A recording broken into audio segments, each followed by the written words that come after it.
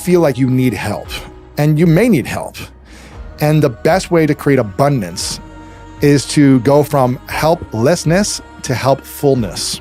So when you're in that place, taking your story as well, taking my story, how do we start to rewrite that story now that we're aware? Well, it's so powerful that you said that. And I remember this vividly because I met you on Halloween 2017, right? Yeah, 8 years ago, yeah. And I said, like, cancel the day. Let's just hang out all day. Yeah, you had a book coming out that day. I had a book that came out that day on Halloween, which is called The Mask of Masculinity. Anyways, how do we rewire our brain around money to create more abundance? When you have nothing. When you have lack. How do we rewire our brain to create abundance when you have nothing and you don't know how to earn more money?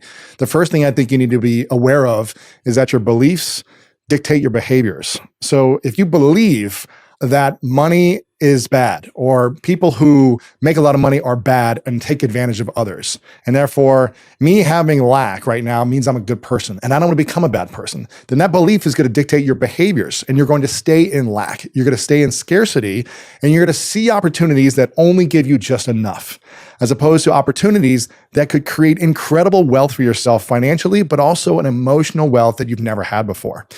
So that's one of the things you want to understand is first that your beliefs dictate your behaviors. That's a big one, by the way. That's huge. Yeah. Like that, I just want to point that out for people. Like that's so huge. Because your belief, that's huge. Your belief got you to a place of, I am impacting hundreds of millions of people from these videos that I created with my talents, but I don't know how to make money with them. And I don't know if I actually should, because then I could be bad and wrong, or people could perceive me as I did something bad to make this money. Correct. And I'm a spiritual person. I'm a monk. I've done all these things.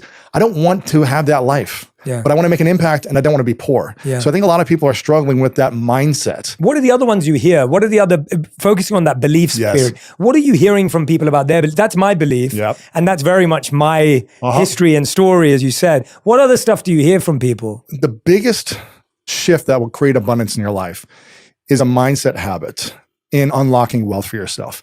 And one of the big lies, or one of the big blocks that holds people back from financial opportunity is that I cannot be generous with my time, my wisdom, my knowledge, or my secrets to others, because if I am, they will take it and run with it, and I will be left with nothing. So therefore, I'm going to hoard my energy, I'm going to hoard my time, my knowledge, and only keep it to me so that others don't have good ideas or have my help.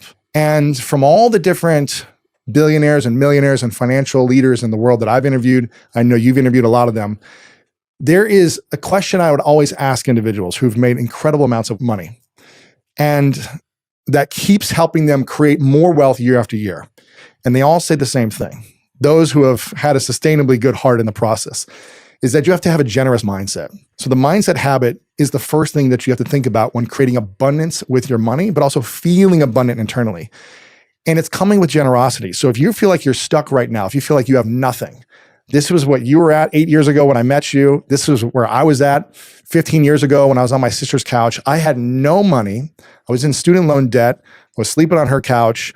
I didn't think I had any skills. I didn't have a college degree yet. I was like, how am I going to make money if I don't know how to make money and I don't have any talent or skill and I'm in debt? It didn't understand it. It felt impossible.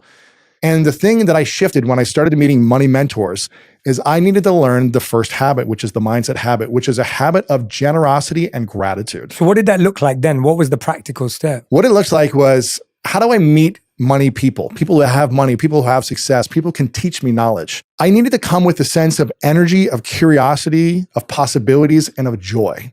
I literally wrote a list down of all these different things that I thought were my talents. I go, how can I make money? I don't have any skills. I played football and now I'm injured. What can I do for people? But I was like, well, I'm really curious. Maybe I can just ask people questions. And never did I think in a million years that I could have a 12-year-old podcast just asking questions and make millions of dollars a year. I never thought that was possible. I was in my early 20s and I was like, you know what? I've got a lot of energy. I've got a lot of passion. So let me bring passion and energy to other people and excitement. And that energy was infectious. And there's a currency that's tied to that energy of passion, joy, excitement, curiosity. That currency may not look like money, but for those who are older, who have no more passion, they're burnt out, they're exhausted, it is the highest form of currency. They want that. They crave that energy. They've burnt themselves out for decades. They want to feel young again. They want to feel curious again. They want to feel excited again. And when you come to someone with that energy, you are bringing a different mindset. So the mindset of curiosity, joy, passion, presence, like just connecting with someone and asking them a question is such a valuable currency. So we have to look into these untapped skills, talents, currencies inside of us that are hidden to others, but inside of us, they can create magic. Yeah.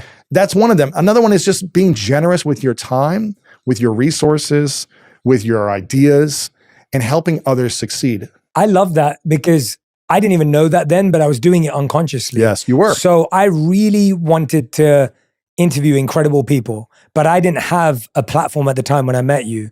And so I'd partnered up with NASDAQ. And by the way, just to be really clear with everyone, I didn't get paid to do this. Yes. So NASDAQ had something where everyone was using Facebook Live. And I said, hey, could I have an hour in the NASDAQ building whenever I have an amazing guest that says yes, so that I can interview them on NASDAQ Live, and they would put the picture up on the middle of Times Square. On a billboard. So now I could reach out to people I looked up to. And that's the reason why I went on the show. Exactly. So I didn't know who you were until I saw, hey, I can get you on a billboard on Times Square. I go, that's value to me right now. I'm being generous and I'm trying to find a way because I don't have anything to offer. Nothing to offer. But I admire you. And it was all people I admired. It was yourself. It was Ryan Holiday said yes. Me and Ryan had met maybe once before that, but Ryan came on that show. And there were a bunch of other authors. Deepak Chopra came on that show with me. And it was all people that I'd admired, looked up to for a long time. And exactly that. That's how, first of all, we became great friends off of it. But the point is, it's exactly what you're saying, that even though I felt I had nothing to offer, I had to find a way to create something to offer someone of value. I didn't get paid for it, for that show. I didn't get paid to run it. I didn't make any money from it. But it created an opportunity for me to connect with friends, to connect with people that were doing incredible things. Yes. And of course, allowed me to showcase my talents so that then I could show it to other people. I remember I had Ryan Harwood on the show, who founded Pure Wow, and he just sold it to Gary Vee. Yep. And that's how I met Gary. So Ryan came on my show and he was just like, Jay, I love you. You're a great interviewer. Like, you have such great energy. He really liked my passion. And he said, you got to come meet Gary. And I was like, no way. Like, I love Gary. And so he took me to meet Gary for the first time. We had a meeting in his office. And that's how I built my relationship with him. It was all thanks to Ryan. And so when you think about it now, like when I've never thought about it until what you're saying. Yes. Now when I look back, Ryan's been on the podcast like 4 times now, whatever. What I love about this chapter is that it shows money is not only about strategy, it's about identity. If we don't upgrade the beliefs we carry deep inside, no amount of hard work can create long-term abundance. For me personally, the idea that your brain can be trained like a muscle is powerful. When you change the way you think about money, you change the way you act, and this is where real transformation begins. Tell me in the comments, what's the #1 belief about money you want to rewire starting today? For the perfect moment she built while she was scared, broke, and unsure. And that's the part most people avoid talking about. The truth is, your financial struggle is not a sign to stop. It's the exact moment that shapes you into someone capable of building wealth. If you can move forward when everything feels heavy, then you're already further ahead than you think. Subscribe for more real, brutally honest breakdowns that help you build wealth, not fantasies.